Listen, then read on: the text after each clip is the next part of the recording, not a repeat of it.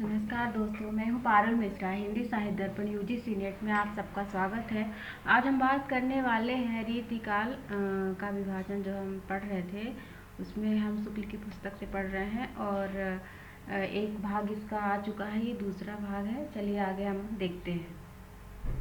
रीतिकाल का विभाजन है ना, तो रीतिकाल को 3 भागों में बांटा गया, जैसे रीतिबद्ध, रीति सिद्ध और रीति मुक्त। आज हम देखेंगे रीतिबद्ध, रीति सिद्ध और रीति मुक्त क्या है और इनके कवि और इनकी पुस्तकें सब देखते हैं आगे। चलिए, रीतिबद्ध क्या है? इसमें सिद्धांत भी प्रस्तुत किए गए हैं, है ना। रीतिबद्ध में जो है तो सिद्धांत मतलब जो पुस्तकें हैं उसके मतलब जो कवि लिखे हैं तो रीतिबद्ध में अपने सिद्धांत को प्रस्तुत करते हैं ना, अपनी पुस्तकों में सिद्धांतों को प्रस्तुत करते हैं और लक्षण काव्य लिखे हैं। रीति ग्रंथ की जो विशेषता है तो इसमें लक्षण ग्रंथ लिखे गए हैं और सिद्धांतों की बात की गई है। इसमें स्वचरित उदाहरण भी लिखा गया है ना। उदाहरण रीतिबद्ध में, रीतिबद्ध के जो कवि हैं वो केशव हैं, चिंतामणि, कुलपति मिश्र और सुखदेव हैं, प्रताप सिंह हैं, भिखारी आते हैं। ठीक है। अब आते हैं हम रीति सिद्ध कवियों में। तो रीति सिद्ध कवि में सिर्फ बिहारी बस आते हैं, पर और अगर पूछ लिया जाए तो और कौन है बिहारी के अलावा, तो इसमें पजनेश और निवाज आते हैं। ठीक है। रीति सिद्ध में बिहारी आते हैं और पजनेश और निवाज आते हैं। ठीक है।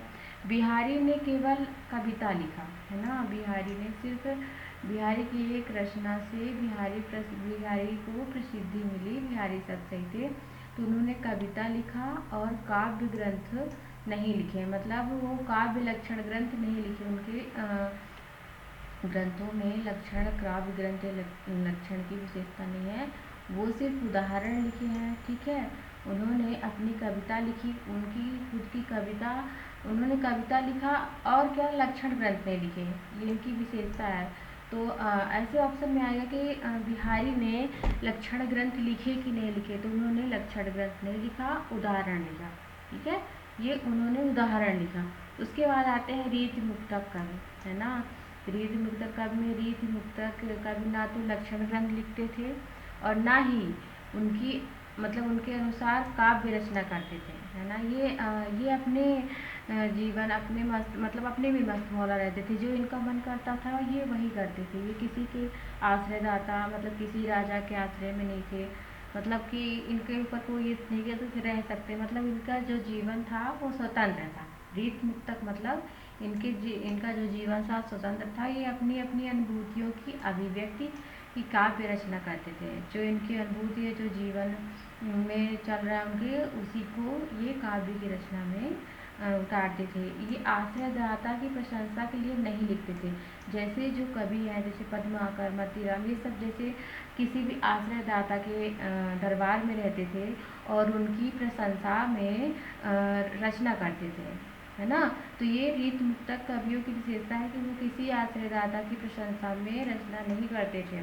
जैसे आलम, घनानंद, बोधा, ठाकुर, द्विजदेव, ये जो है ये रीत मुक्तक कवि हैं और ये किसी की प्रशंसा में अपनी रचना नहीं करते थे, है ना। तो इनको क्या कहा गया है? ये मुक्तक रीत मुक्तक कवि हैं और अपनी अनुभूतियों की अभिव्यक्त अपनी काव्य रचना में करते थे। ठीक है, ये रीत मुक्त की विशेषता है, मतलब ये रीत मुक्तक के बारे में। फिर आते हैं रीत मुक्तक की विशेषता भी आगे देख लेते हैं। रीत मुक्त कवि जो है तो उनकी क्या विशेषता है? तो रीत मुक्त कवि व्यक्ति प्रधान है ना, अपने में स्वतंत्र रहने वाले। फिर आते हैं इन्होंने प्राचीन परंपरा का त्याग किया, है ना। तो प्राचीन परंपरा मतलब जैसे ये अपनी प्रेमिका के बारे में बात करते हैं स्वतंत्र रूप से, तो प्राचीन परंपरा से हटकर कोई भी कवि या लेखक अपनी मतलब प्रेमिका के बारे में खुल के बात नहीं करता, जिस प्रकार रीतिकाल के रीत मुक्तक कवि करते हैं। ठीक है, उनका प्रेम उदात्त था, है ना, वासना थी उनके, मतलब उनके प्रेम में वासना नहीं थी कि हाँ वासनात्मक है। उनका प्रेम उदात्त मन का प्रेम था। फारसी का भी प्रभाव इन पर रहा है। तो क्वेश्चन आएगा कि रीत मुक्तक कवि की जो विशेषता है उसमें फारसी का प्रभाव है कि नहीं है? तो हाँ, इसमें फारसी का प्रभाव है, प्रेम की उदात्त मतलब प्रेम इनका उदात्त है, वास्ता कम है। इनमें इनका जो प्रेम है सहयोग कम है, वियोग ज़्यादा है। इनकी जो भी पुस्तकें लिखी हैं, जो भी इन्होंने अपनी रचना किया है, उसमें इनका जो प्रेम है वो सहयोग बहुत कम दिखा है, वियोग ही दिखाया है। हर जगह घनानंद सुजान को याद ही करते दिखाई दे रहे हैं, ठीक है, जिसकी अभिव्यक्ति आत्मपरक शैली में किया गया है ना। इनकी अभिव्यक्ति आत्मपरक शैली में दिखाया गया, ये रीतिकाल की विशेषता है। ये आप प्लीज़ आप लोग देख लीजिएगा। ओके, फिर चलते हैं रीतिकाल के प्रथम कवि कौन है, ठीक है। तो रीतिकाल के प्रथम कवि कृपाराम विश्वनाथ ने कृपाराम को पहला रीतिकाल का कवि माना है। किस आधार पर माना है? कालक्रम के आधार पर, है ना। उनकी जो रचना है हित तरंगिणी, ये 1541 में मिलती है। इसी आधार पर कृपाराम को हिंदी का रीतिकाल का प्रथम कवि कहा जाता है। किस आधार पर? उनकी रचना हित तरंगिणी के आधार पर, जिसका प्रकाशन 1541 है। 1541 बार बार बोलिए, आप इसको देख लीजिएगा, 1541 है ना। तो और जो केशव दास 1555 में आते हैं, तो सबसे पहले कौन आता है? तो कृपाराम आते हैं।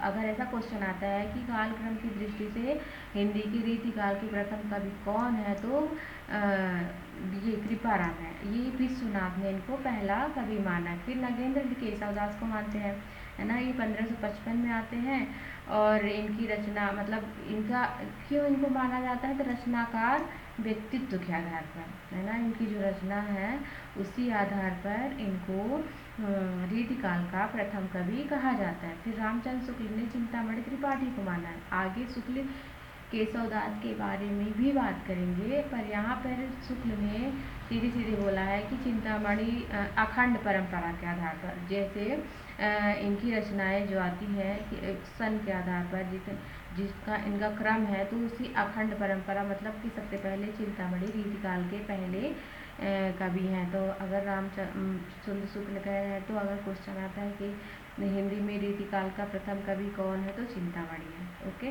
फिर आते हैं रामचंद्र शुक्ल लिखते हैं कि इसमें संदेह नहीं कि काव्य रीति का सम्यक समावेश पहले पहलाचार्य केशव ने किया, है ना। इसमें कोई संदेह नहीं कि काव्य रीति का सम्यक समावेश पहले पहलाचार्य केशव ने किया। शुक्ल यहाँ पे मान रहे हैं कि केशव ने किया, पर हिंदी में रीति ग्रंथों की अविरल परंपरा, है ना, अविरल और अखंडित परंपरा का प्रभाव केशव की कवि प्रिया के प्राय 50 वर्ष पीछे चला, है ना। और चिंतामणि से लेकर रीतिकाल का आरंभ उन्हीं से मानना चाहिए। चिंतामणि से लेकर रीतिकाल का आरंभ उन्हीं से मानना चाहिए, मतलब केशव से मानना चाहिए, ठीक है। फिर आते हैं रीति निरूपण के आधार पर रीतिकाल के कवियों को 2 वर्गों में बांटा गया है, ठीक है। तो अगर सभी क्वेश्चन आएगा कि रीतिकाल के निरूपण के आधार पर रीतिकाल को कितने वर्गों में बांटा गया? 2 वर्गों में, एक सर्वांग निरूपण, एक विशिष्टांग निरूपण, ठीक है। तो ये 2 हैं, सर्वांग निरूपण और विशिष्टांग निरूपण। पहला है सर्वांग निरूपण, जिन्होंने काव्य में समस्त अंगों जैसे काव्य लक्षण, काव्य हेतु, काव्य प्रयोजन, काव्य के भेद, काव्य की आत्मा क्या है? रस है ना, रसध्वनि। तो काव्य की आत्मा यानी रस, शब्द शक्ति, गुण, दोष, रीति, अलंकार, छंद का विवेचन अपने ग्रंथों में किया, है ना। सर्वांग निरूपक क्या है? क्वेश्चन आते हैं कि सर्वांग निरूपक ग्रंथ कौन कौन से हैं, है ना, और किसने लिखा है ना। तो आप ये देख लीजिए कि सर्वांग निरूपक है क्या? तो जिन्होंने अपने समस्त अंगों का, जिन्होंने अपने काव्य के समस्त अंगों में, जैसे काव्य के लक्षण क्या है, काव्य के हेतु क्या है, काव्य के गुण का क्या है, काव्य की भेद क्या है, काव्य की आत्मा, इन सबको लेकर अपने छंदों का मतलब ग्रंथों का विवेचन किया, यानी लिखा। तो ऐसे जो काव्य हैं वो सर्वांग निरूपक कहलाते हैं। चिंतामणि कुलपति मिश्र, सूरत मिश्र, श्रीपति देव और दास यानी भिखारी दास आदि लोगों ने सर्वांग निरूपक ग्रंथ लिखे हैं, ठीक है।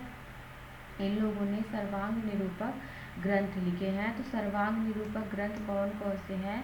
तो भिखारी दास ने काव्य निर्णय लिखा, है ना, काव्य निर्णय लिखा। ये सर्वांग निरूपक ग्रंथ है। क्वेश्चन आएगा, प्लीज़ आप लोग अच्छे से देखना। तो ये मतलब बिहारी दास जो है, बिहारी दास ने सर्वांग निरूपक, क्वेश्चन है कि काव्य निर्णय सब जानते हैं भिखारी दास का है, पर सर्वांग निरूपक है कि नहीं ये कम लोगों को पता होगा। तो सर्वांग निरूपक ग्रंथ है काव्य निर्णय। देव ने क्या लिखा? शब्द रसायन, है ना, शब्द रसायन क्या है? सर्वांग निरूपक। फिर चिंतामणि त्रिपाठी ने क्या लिखा? कविकुल कल्पतरु, है ना, कविकुल कल्पतरु, ये भी सर्वांग निरूपक ग्रंथ है। ठीक है, तो तीनों को आप अच्छे से याद कर लेना कि सर्वांग निरूपक ग्रंथ कविकुल कल्पतरु, है ना, कविकुल कल्पतरु, देव रसायन, देव का शब्द रसायन और काव्य निर्णय भिखारी दास का। ठीक है, फिर आते हैं हम आगे। विशिष्टांग निरूपण क्या है? अभी हम सर्वांग निरूपण भी पढ़े, अब सब विशिष्टांग। सभी अंगों का विवेचन न मानकर 3 अंग मानने वाले, जैसे रस, अलंकार और छंद, है ना, रस, अलंकार और छंद। अलंकार के आचार्य मतीराम हैं, भूषण गोप और दलपत राय, रघुनाथ। ये रस के मतलब इसमें ये दिखाया गया है कि जो विशिष्टांग निरूपण ग्रंथ होते हैं उसमें रस है, रस होता है, अलंकार होता है और छंद होता है। सिर्फ यही 3 ऐसे हैं जिसको जो काव्य को विशिष्ट बनाते हैं, है ना, काव्य की रचना को विशिष्ट बनाते हैं। रस, अलंकार और छंद, इन तीनों से ही काव्य को विशिष्ट बनाया जाता है। तो ये अलंकार वाले आचार्य मतीराम, भूषण गोप, दलपत राय और रघुनाथ राय, इन्होंने विशिष्टांग निरूपण ग्रंथ लिखा। और रस के आचार्य जो है राम सिंह, याकूब खान और वेनी प्रवीण पद्माकर ने। ठीक है, ये विशिष्टांग निरूपण ग्रंथ लिखे। फिर आते हैं श्रृंगार के, तो मतीराम और कवींद्र, ये हैं विशिष्टांग निरूपण। सर्वांग निरूपण में सभी रस, छंद, गुण, दोष, ये सबको लेकर लिखा गया सर्वांग निरूपक होता है। जबकि विशिष्टांग निरूपण सिर्फ रस, छंद और अलंकार को लेकर लिखा जाता है, उसे विशिष्टांग निरूपण कहते हैं। ठीक है, पहला दूसरा भाग, अब हम तीसरा भाग का वीडियो आएगा, उसके लिए आप सब लाइक और सब्सक्राइब करिए। धन्यवाद।